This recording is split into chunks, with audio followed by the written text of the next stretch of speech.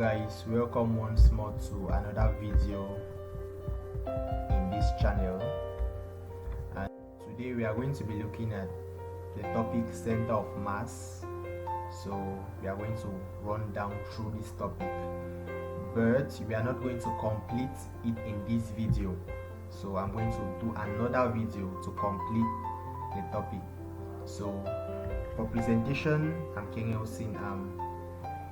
An engineering student at the National Advanced School of Public Works in Yaoundé, the Department of Topography.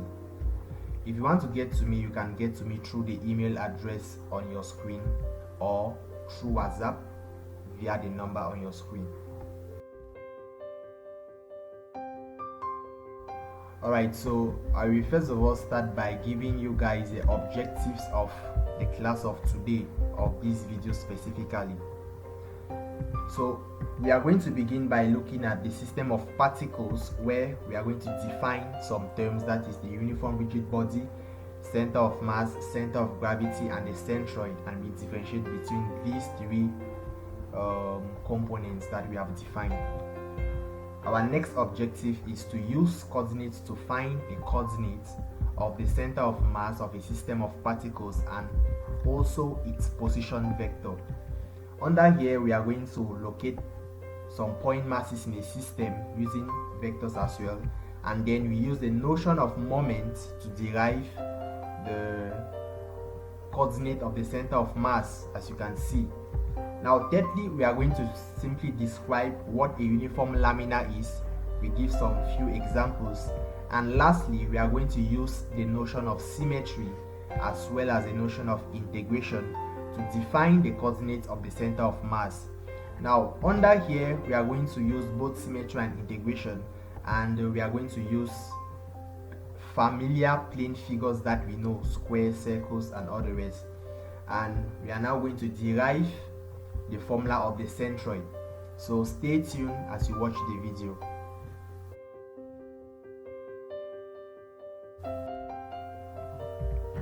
Okay, so let's begin with the very first objective.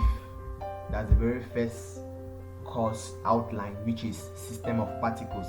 Now we gave that we are going to define what a uniform body is. We are going to define center of mass, center of gravity, and the centroid, and we differentiate between them. Basically, in their various definitions, you are going to see how they differ.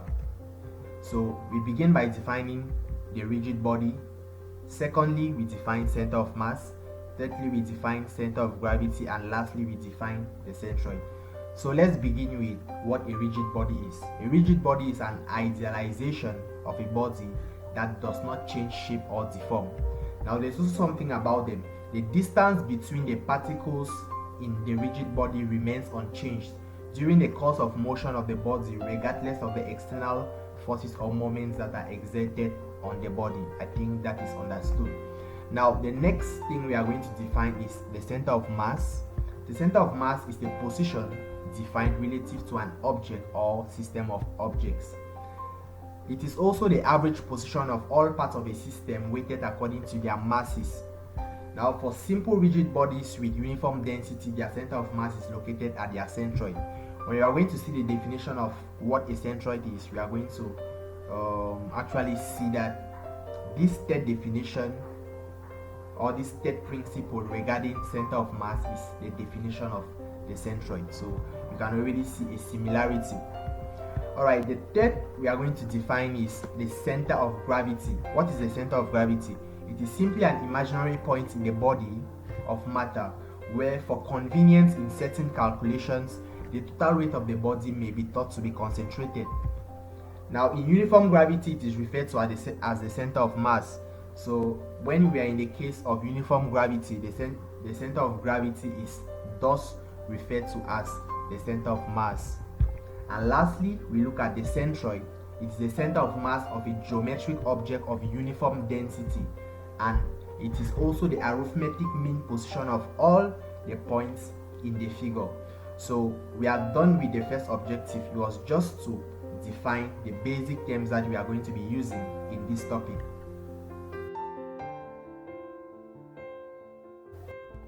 Alright, so let's move on to our next course outline, which is we use coordinates to define to find the coordinates of the center of mass of a system of particles and its position vector.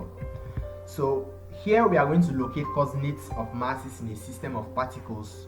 We can also use vectors as well, and then we are going to use a notion of moments to derive the coordinate of the center of mass. So let's begin. Now I'm going to draw my xy plane, that is y and is x. Now I'm going to just indicate some various masses in this xy plane, the weight of these masses and the points that represent these masses, or the coordinate that represent these masses. So if I begin with the first mass, which is m1, its weight is acting downward, so we have m1 times g. Now maybe I can call it, maybe I can say it is placed at the point x1 y1, where y1 is the vertical distance and x1 is the horizontal distance. Now if I take another particle, let me say m2, the weight is m2 times g, placed at a point x having coordinate x2 y2. The vertical is for y2 and the horizontal is for x2. Now we take another m3, the weight is m3 times g, it is placed at that point x3 y3, and so on and so forth. We take x4, we do the same thing. Now we are going to suppose that there are maybe n particles in, or n masses in this system, and then we see how we can find the coordinate of the center of mass of the system. So there is the origin, we have mn times g, that is the nth mass, placed at a point xn yn. The horizontal distance is xn and the vertical distance is yn. Now we are going to use the notion of moments. If we take moments about the line OX, that is taking moments about the x-axis, what do we get? Moment is simply a force times the perpendicular distance of that force from the axis that you're taking the moment about. So what are we going to have here? If I take moments about this horizontal axis, that is the x-axis, I'm going to take the moments of each particle in this system. So at equilibrium, the sum of clockwise moments is equal to the sum of the anti-clockwise moments. So if I take the mass m1, the weight is m1 times g, and about this axis the perpendicular distance is this vertical distance, which represents y1. The same thing for m2, the same thing for m3, right up to mn. So doing that, I get m1 times g, which is a weight of m1, then times its perpendicular distance, which is y1 from the x-axis. The same concept runs through right up to the nth mass. Now this sum will be equal to capital M, which is the mass of the whole system, times g to give the weight of the whole system, times the perpendicular distance from the center of gravity of the whole system, or the center of mass of the whole system, to the x-axis, which is what we are looking for. We can call it y bar. So from there we write this as a sum. We also write this as a sum. We also write this m here is the sum of all the masses of the system. We will also write it as a sum. We divide both sides by this sum, and then we get our y bar to be this. So this is the y coordinate of the center of mass of our system. We do the same thing to find the x coordinate, but this time around we take moments about the vertical axis, or OY, that is the y-axis. We carry out the same principle. The same principle applies. If I get to m1, the weight is m1 times g, but its perpendicular distance from this vertical axis needs to be a horizontal distance, which is x1. The same thing runs through right up to the nth mass, and we use the same principle. From there we write the various sums as in the summation symbol, and then we get the x coordinate of the center of mass of the system. So that is the x coordinate, and that is the y coordinate of the center of mass of our system.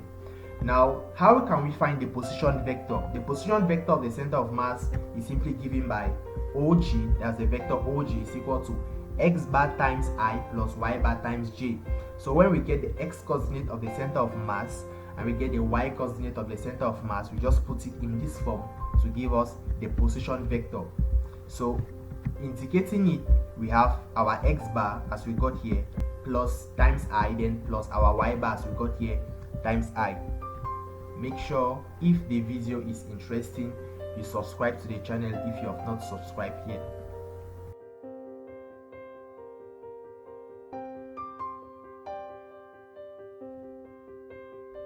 Alright, so we are going to run through an activity. We solve a series of questions to see how we can apply this formula that we have just derived. So we begin with the first. It reads, 3 particles of masses 1 kilogram, 2 kilogram and 3 kilogram are respectively placed at the points 2, 4, 3, 4 and 0, 1 on the xy plane. Our objective is to find the distance of the center of mass of this system from the x and the y axis. So for the solution, we simply just apply our formula. Our x bar is the sum from I equal to 1 to n. In this case, our n is equal to 3 because we have 3 masses. Like when we're deriving this formula, we said n is a number of masses. So we have n equal to, since we have 3 masses, 1 kilogram, 2 kilogram and 3 kilogram, we can conclude that our n is equal to 3. So doing this, we just get m1 times x1 plus m2 times x2 plus m3 times x3 divided by the sum of masses m1 plus m2 plus m3. With that, we just replace, we know what m1 is, it is 1. x1 is the x coordinate of the first point, x2 is the x coordinate of the second point, and x3 is the x coordinate of the third point. Now we go to y bar. So y bar is equal to the same principle. We get y1 is the y coordinate of the first point, y2 is the y coordinate of the second point, and y3 is the y coordinate of the third point. From there, if we simplify, we get the x coordinate to be 4 on 3 and the y coordinate to be 15 on 6. And this g here, which is the points 4 on 3, 15 on 6, is the coordinate of the center of mass of our system. Now the distance of the center of mass of this system from the x-axis is the vertical distance, which is y bar 15 on 6, and the distance of the center of mass of the system from the x-axis is a vertical, now from the y-axis this time around is a horizontal distance, which is x bar, which is 4 on 3. So that was that for that example. Now let's move on to another example. In this case, we have 4 particles having masses 1, 2, 3 and 4 kilograms are respectively placed at the points A, B, C and D whose coordinates are given on the xy plane. Our objective is to find the distance of the center of mass of this system from the site AB and the site AD. So first, we give a graphical representation of what is happening. Now here we have our axis, the y-axis, and we have the x-axis. Now we begin by writing or indicating these various points A, B, C and D together with the masses that were placed at those respective points. So if I begin with A, it is the origin, so I call it the point A0. The 1 kilogram mass was placed there. Now if I get to B, it is the point 20, and the 2 kilogram mass was placed at B. Now when we get to C, it is the point 22, and the 3 kilogram mass was placed at C. And finally we get to D, which is the point 02, and we have the 4 kilogram mass that was placed. So we can just try to complete the rectangle. Now we simply apply our notion of moments. If we take moments about AD, it's the same as taking, because we are taking moments about AD, it is the same as taking moments about the y-axis, because the line AD lies on the y-axis. Now if we are taking moments about the line AD, then all masses that are on this line have 0 moments, simply because they have no perpendicular distance from this axis. So all these masses here have 0 moments. So we are just going to dwell on this mass here at C and the mass at B. So for the mass at C, the weight is 3g and the perpendicular distance is this horizontal distance, which is the distance from D right up to C. It is the same as the distance from A right up to B, which is 2 units. So we have 3g, which is the weight of the mass at C, times 2, plus we now go to the mass at B, which is 2 kilograms. The weight is 2g and its perpendicular distance from AD is this horizontal distance, which is also 2. Now we equate it to capital M, which is the mass of the whole system, 1 plus 2 plus 3 plus 4, which will give us 10, times G to give us the weight of the system, times the x bar, which is the perpendicular distance from the center of gravity of the center of mass of the system to the line AD, or to the y-axis. From there, this adds up to give us 10g to be equal to 10g times x bar. We divide both sides by 10g and we get x bar to be 1.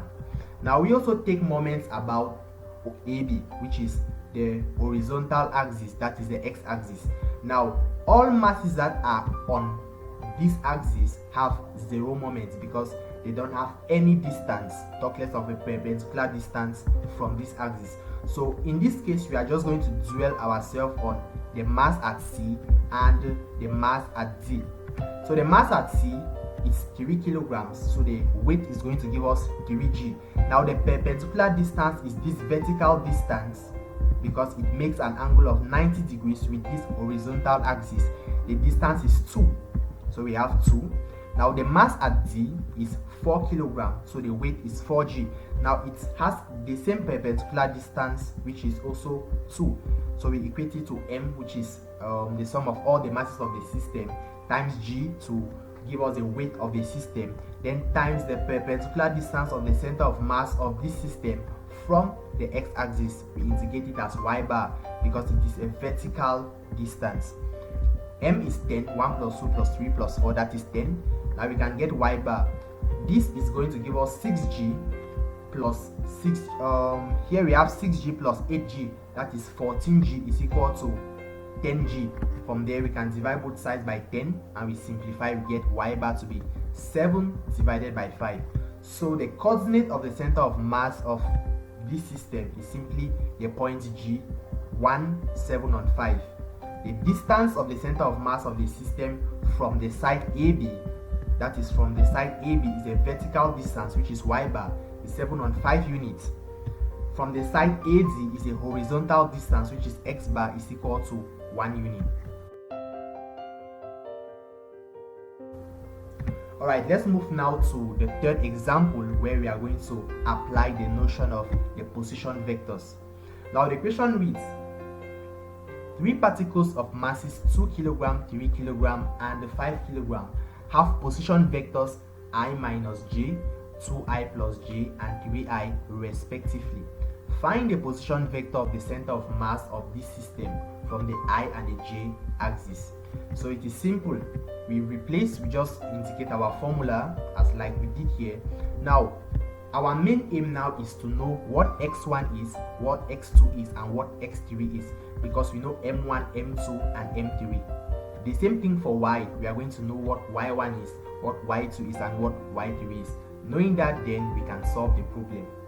Alright, so what is x1? It is the x coordinate of the mass 2 kg. But now the mass 2 kg has been given its position vector. The position vector is I minus j. Now we need to look for the points that represent this position vector. So we need the x coordinate of that position vector and we need the y coordinate. The x coordinate is the coefficient of I and the y coordinate is the coefficient of j. So the x coordinate here is going to give us 1 and the y coordinate is going to give us -1. The same thing runs true for these other 2 position vectors. So with that knowledge, we have m1 to be 2 times x1, which is 1, plus m2 is 3 times x2, which is 2, the x coordinate, the coefficient of I in the position vector 2i plus j. And lastly, M3 is 5 kilogram and the x coordinate is, that is x3 is the x coordinate of the coefficient of I in 3I, which is just 3. Doing that, we get our x bar to be 23 divided by 10. Now we move to y bar. Y bar is that. Now our y1 is the coefficient of y in the first position vector, which is -1. Our y2 is the coefficient of j. Sorry, the coefficient of j here is -1. The coefficient of j here is 1, and the coefficient of j here is 0. So we just fit, and then we get our y bar to be 1 divided by 10. So the position vector which we are looking for is written in this form as we saw earlier. Now our x bar is 23 on 10 and our y bar is 1 on 10. So this is our position vector, and that's it for this activity. So rundown of what we have done: we have introduced how to find the position vector of the center of mass of a system using the notion of moments. Okay, so I think we can continue. Like I said, if you face any difficulty on the way, you can post your question in the comment section and you are going to be replied to. If you have not subscribed yet to the channel, you just click the subscribe button. You like the video if it is good. You comment as well your areas of difficulty so that we can know how to improve on our explanations. Alright, so we now move to our third objective, which is uniform laminae, that is describing a uniform laminae. Sorry. Now the definition, it is simply a two-dimensional figure. It has a property of being a flat object whose thickness can be ignored, and such figures include squares, rectangles, circles, triangles, and many others. So that's basically what a uniform lamina is. Key point is it is two-dimensional whose thickness is ignored. So that was the first thing that we are going to look at here. Now let's try to indicate these plane figures which we are familiar with. So we have a circle, we have a triangle, we have a rectangle, and we have a square. There's a parallelogram, there is a trapezium, and so on and so forth.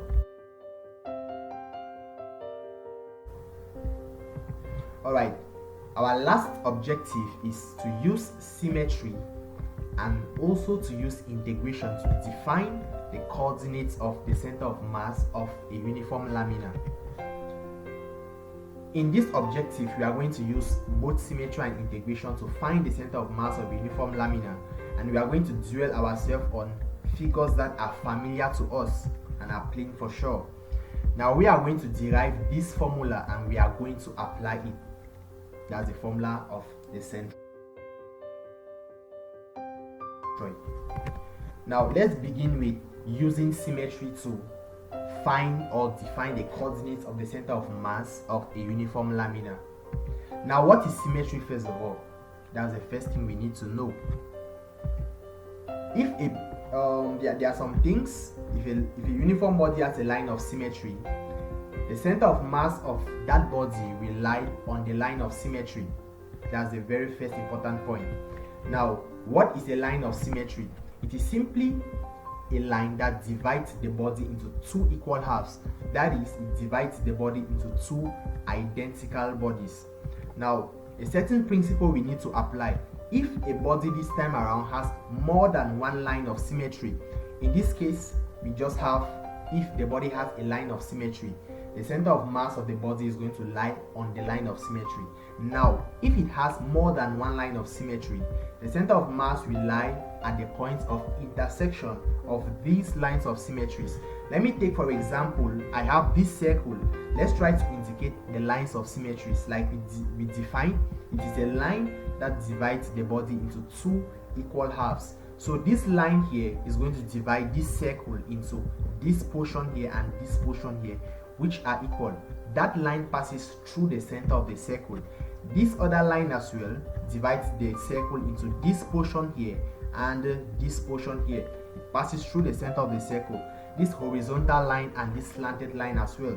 Now these dotted lines are the lines of symmetries of this circle, and according to this principle, if the body is having more than one line of symmetry, the center of mass of that body is going to lie at the point of intersection of the lines of symmetries. So it is going to lie at the point of intersection, which is definitely the center of the circle. We are going to see that in our subsequent slides.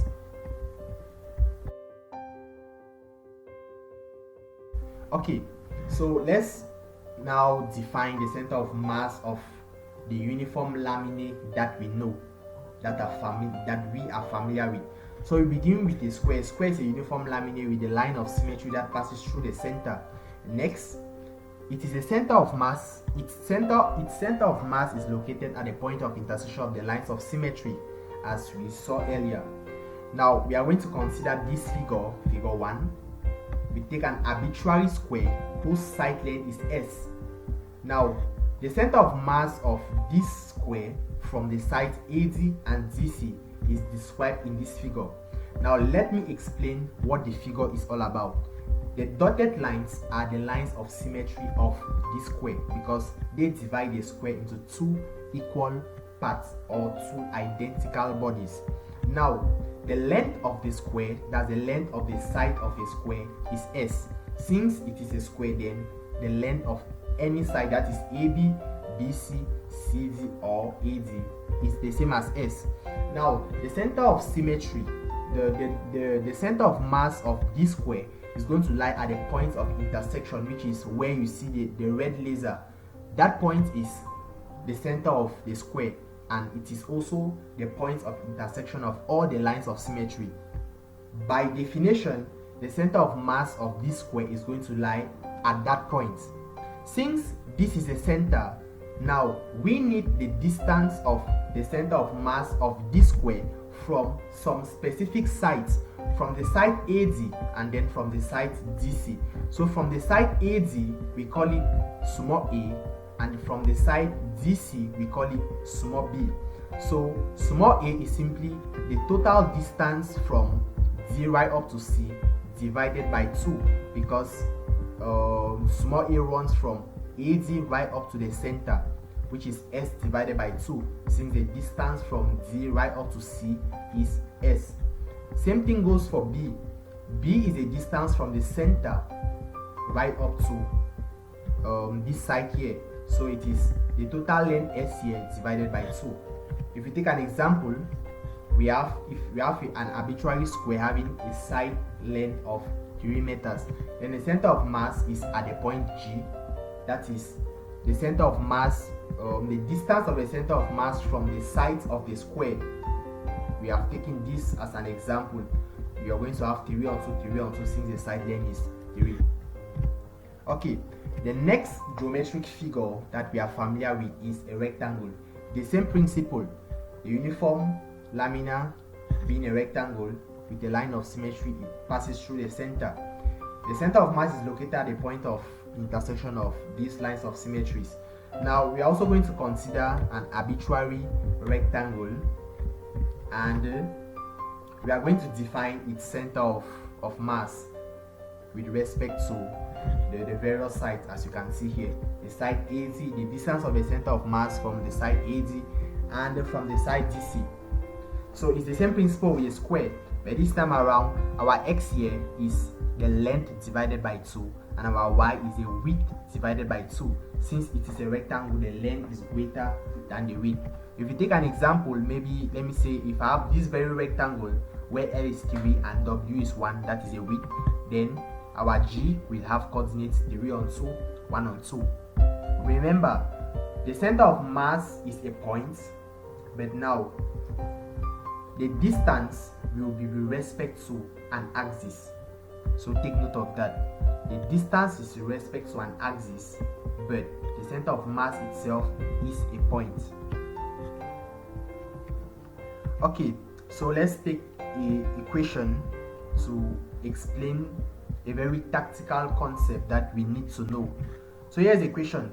Find the distance of the center of mass of the rectangle, this rectangle, that's the rectangle A, B, C, D, from the line L, here is the line L, given that the length of the rectangle, that is the length from A right up to B, is equal to 4. So we indicate here is my center of mass of the rectangle, where the laser is, where the red laser is, or this dark spot here. Now I can call it G. What I am looking for is the distance from this center of mass right up to this line. Maybe I can call it D, for example.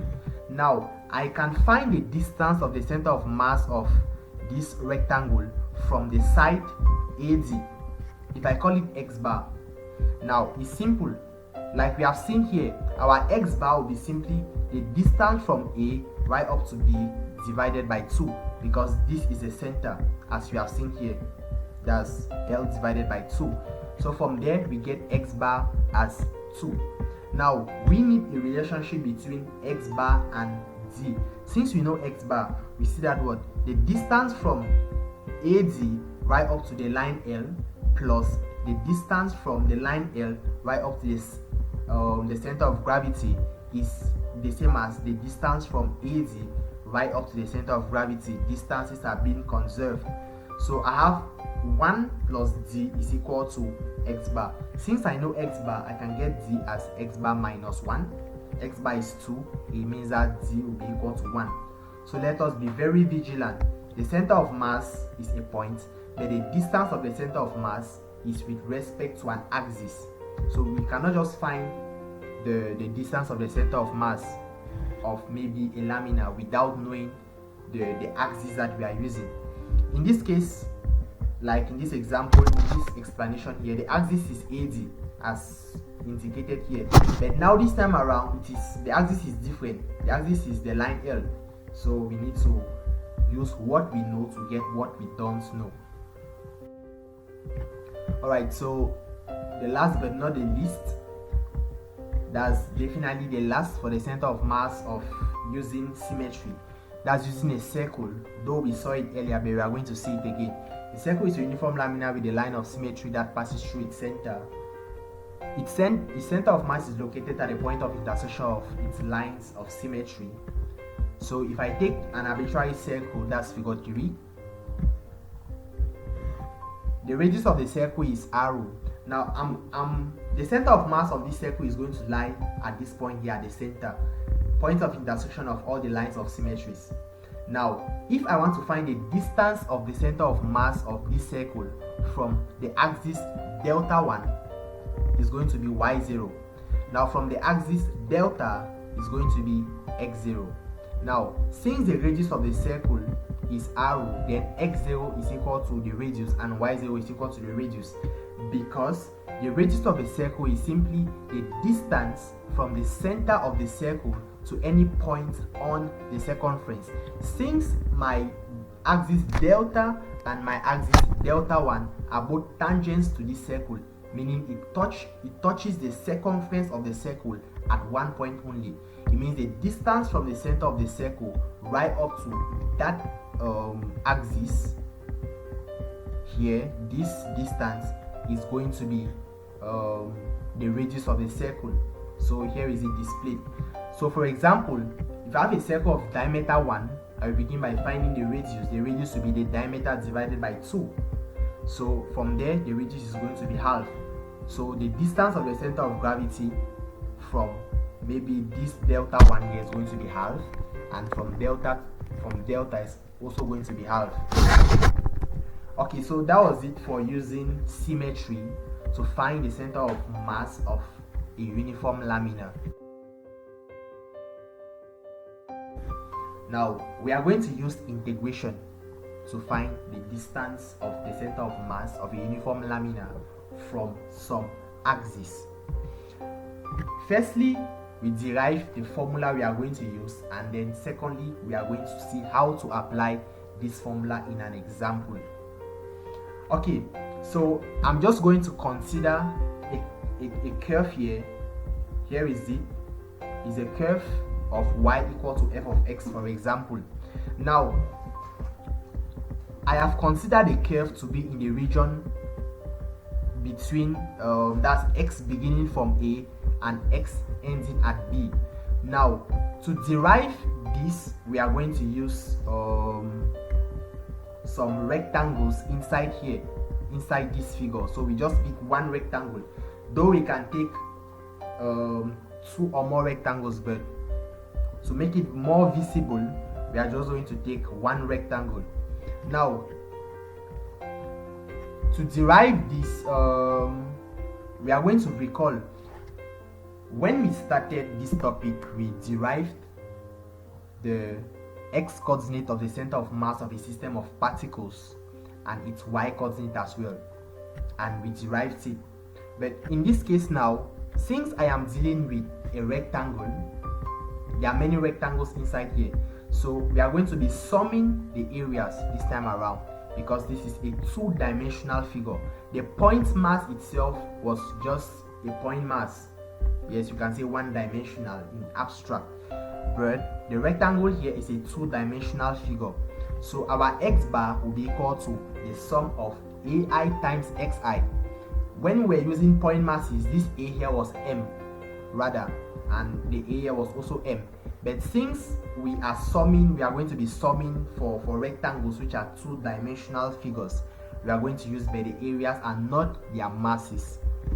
The same thing for y bar, we just replace the m with the area. Now since this is a two-dimensional figure, to derive this, we are going to use a notion of moment. And to use the notion of moment, we need the mass of these rectangles.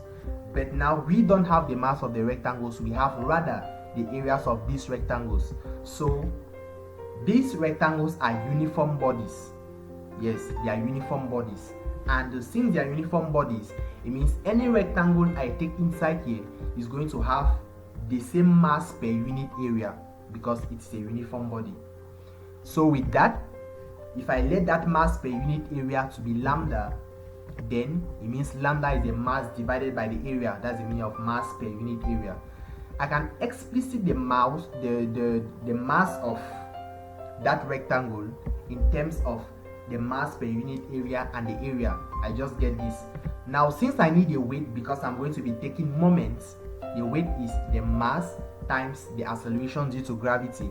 But we know what the mass is lambda times a, then times g to complete the equation of the weight. That's the first step. Now the second step we are going to take, we are just going to replace anywhere we see area, we replace it with the area. Yes, and then we proceed. Alright, so from there our x bar is simply this quantity here, that is the sum from I equal to 1 of the area here of this rectangle is the length times the width. The length is dx, a very small change, that's a very small, and then the height, sorry, this is a width, and then the length is h. So we have x times h times dx. X times h times dx is the area, and then x now is our xi here. Now the same thing happens for the area here, it is h times dx. So our ai is h times dx.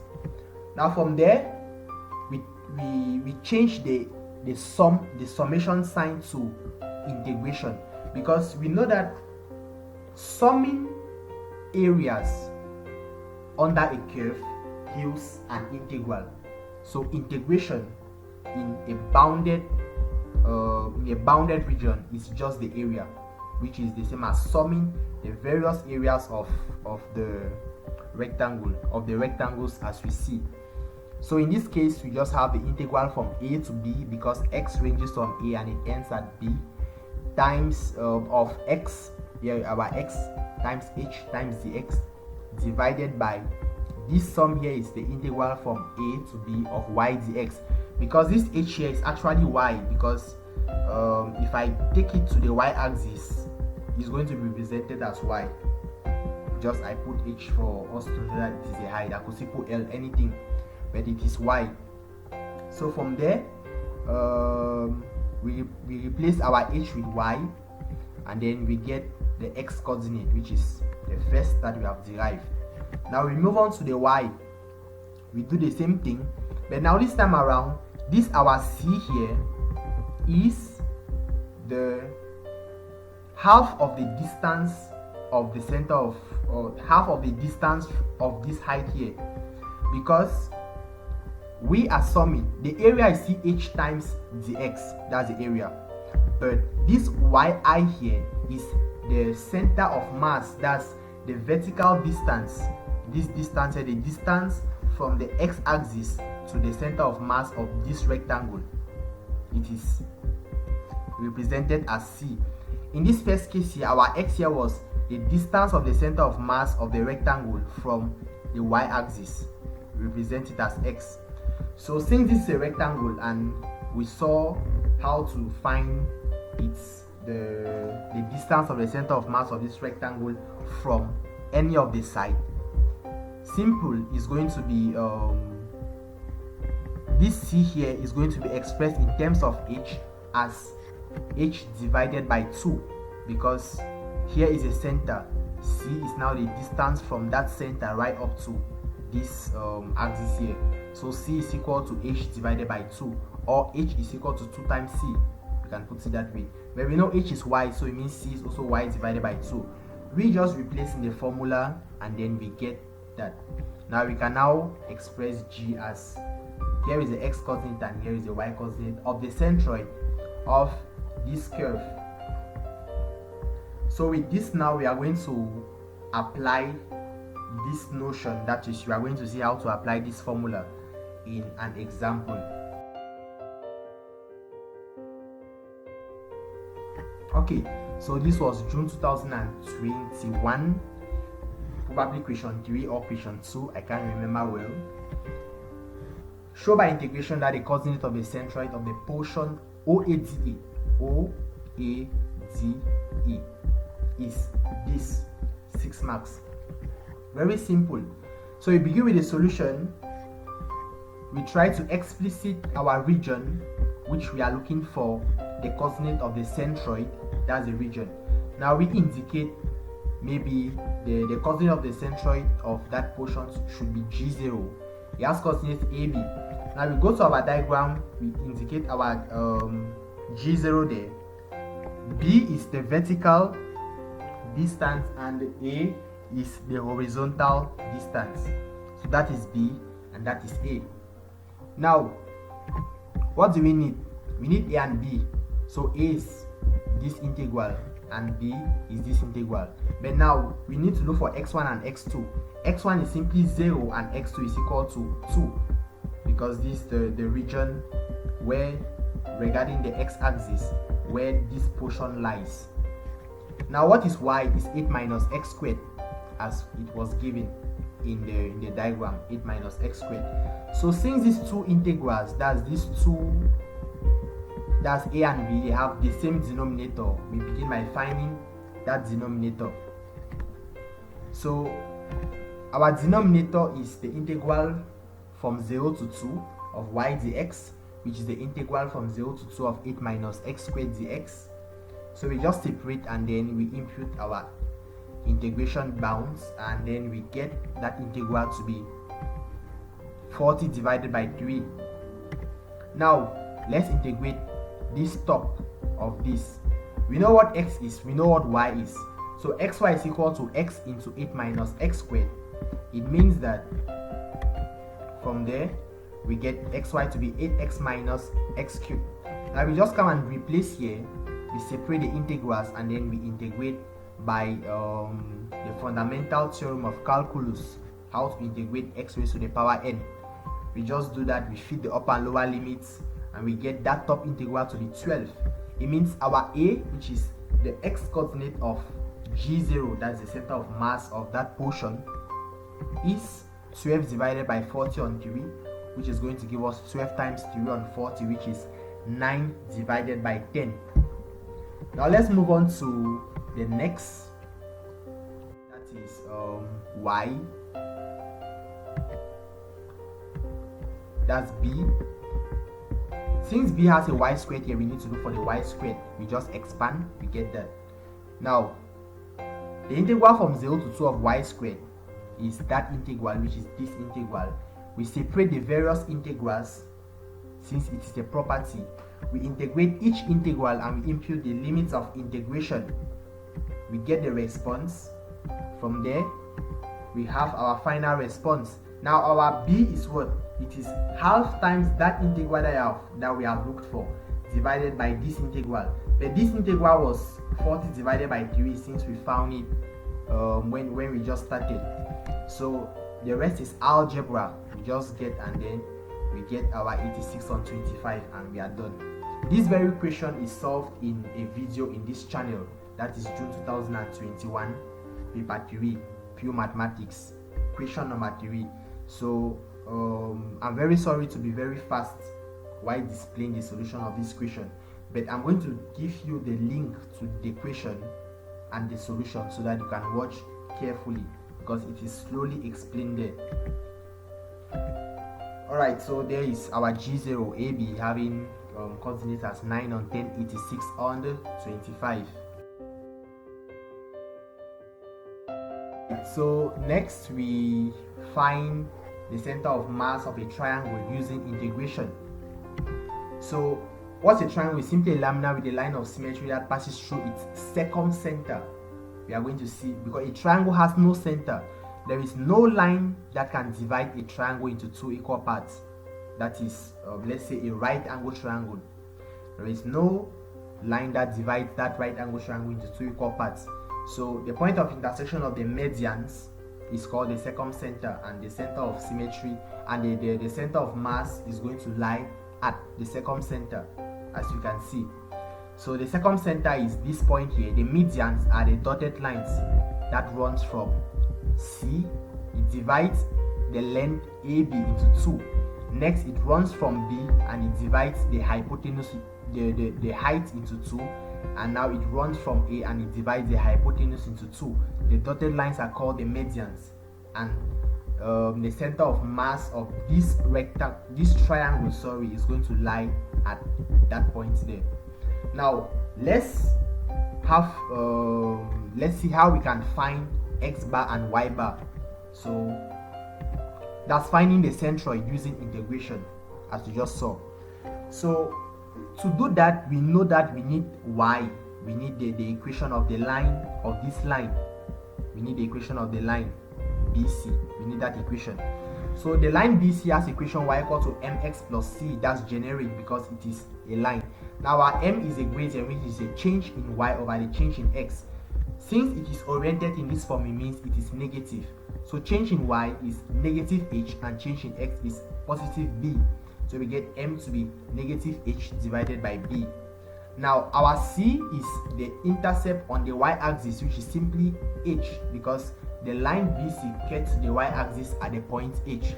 So it means we can explicit our line BC in terms of its gradient and its intercept.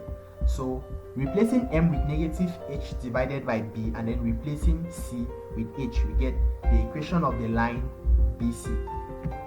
Okay, now we know that in the formula that we are going to use, we have the denominator of the both integrals is simply the area of the figure under the curve. We are going to see it. So the area of this triangle is simply the integral from 0 to b, that is the integral from 0 right up to b of y dx. We know y, so either we integrate this y and we feed the limits of integration, or we just go for the area directly. It is half base times height because it is a triangle. The base is b, that's the length from 0 to capital, from A to capital B. The length is b and then the height is h. Alright, now the integral from 0 to b of xy dx is equal to the integral from 0 to b of x times, this is our y, then the x. We can distribute x inside, we separate the integrals. So integrating this one, we get negative h divided by b.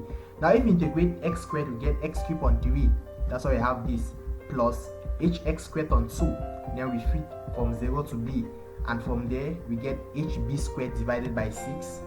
So our x bar is simply this integral here divided by this integral here, and we get 1 divided by 3b.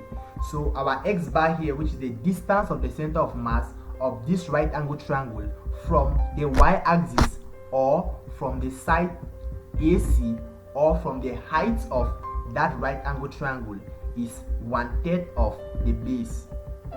That's how we read it. Now next we find, since this is the numerator of the y coordinate of y bar, as we saw earlier, we have half times the integral from 0 to b of y squared dx. So we have half, this is our y, we square it. Integrating this is basic. We just we take 1 divided by, this is our half here outside. Now to integrate this, we take 1 divided by n plus 1, that is 1/3. Then we differentiate the interior, we are going to get negative h divided by b, and then we multiply by the very function to the power 2 plus 1, that's to the power 3. But since we had a half outside here times the 1/3, it gave us 1/6. Now we just input our limit of integration, and we get that integral to be h squared b divided by 6. It means our y bar is that numerator divided by the denominator, which is half base times height. At the end, we get it to be 1/3 h. It means our y bar here, which is the distance of the center of mass of this right angle triangle from its base, that is from the side AB, or from the x-axis according to our diagram, is simply 1/3 of the height. So x bar is 1/3 of the base, and y bar is 1/3 of the height. Therefore the centroid of this right angle triangle is G, having coordinate 1/3 b, since 1/3 b is the x coordinate and 1/3 h is the y coordinate.